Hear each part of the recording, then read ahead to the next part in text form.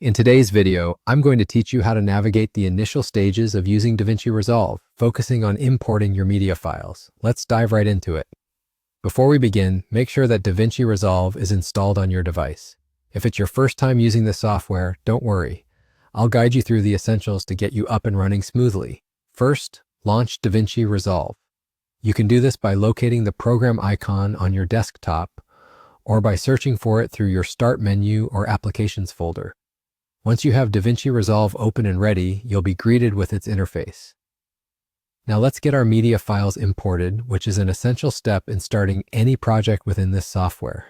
Navigate to the top left corner of your screen where you'll find the File option. Clicking on File will open a drop-down menu with several choices. Take your time here to explore if you're curious, but for this tutorial, we're focusing on importing media. From this drop-down, select the Import option. You'll notice another set of options. Go ahead and click on Media. A window will appear, allowing you to browse through your computer's folders and files. This is where all your media assets for your project come into play. Whether it's videos, images, or audio files, ensure you've gathered everything you need in an easily accessible location on your computer. This will save you time and keep you organized as you build your project. Once you've navigated to the appropriate folder, go ahead and select the files you wish to import. You can select multiple files by holding down the Control key on your keyboard if you're using Windows, or the Command key if you're using a Mac, while clicking on each file. Once your selections are made, click the Open button to start the import process.